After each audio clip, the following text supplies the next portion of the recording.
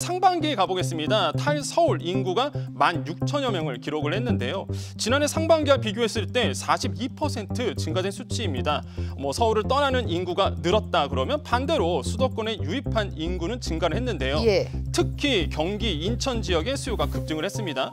올해 상반기 순 유입 인구를 본다 그러면 경기 지역은 3만여 명, 인천은 한 14,000여 명 정도로 이제 나타나고 있는데 실제로 서울에 거주 중인 사람들 중에서 경기, 인천 지역 아파트를 매입한 사람이 지난해보다 16%가량 늘어나기도 했습니다. 네, 서울을 벗어난 사람들이 경기, 인천 지역으로 몰리는 이유가 있을까요?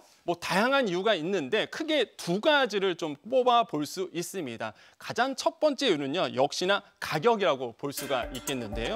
올해 상반기 동일한 크기 84제곱미터, 국민 평형이라고 얘기하죠.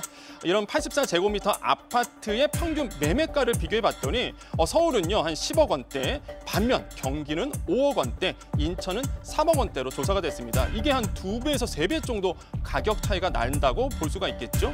자, 두 번째 이유는요, 서울을 주거지로 선택하는 이유 중 하나가 바로 편리한 교통이잖아요.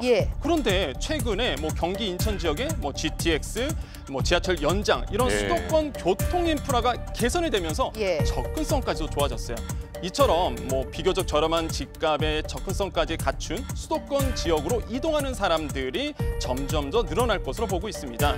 그런데 이렇게 유입이 많아지잖아요. 그럼 수도권 지역의 부동산 수요가 늘어나겠죠? 그럼 집값을 상승시킬 수가 있습니다. 결국 서울 집값 상승이 이런 수도권 집값 상승으로 이어질 가능성이 굉장히 높습니다. 네, 수도권 집값 상승으로 연쇄적으로 영향을 받을 수 있다. 이 서울 집값을 잡으려고 그린벨트를 해제한다 이런 얘기도 있었어요. 네, 그렇습니다. 급등하는 집값을 잡기 위해서 정부가 최근에 부동산 정책을 발표했습니다. 주택 공급 확대 방안을 발표했는데 여기서 가장 큰 이슈를 받았던 게 바로 서울에 있는 그린벨트를 푸는 일이었습니다. 이게 12년 만에 사실 서울에 있는 그린벨트를 푸는 거거든요. 이게 이제 이슈가 되고 있는 상황입니다. 올해 초 정부는요, 이미 수도권 지역에 신주택지를 개발해서 2만 가구를 공급하겠다라고 이제 계획을 밝혀왔죠. 그런데 이번 규모를 보면은요, 8만 가구입니다. 4배 확대를 했고요.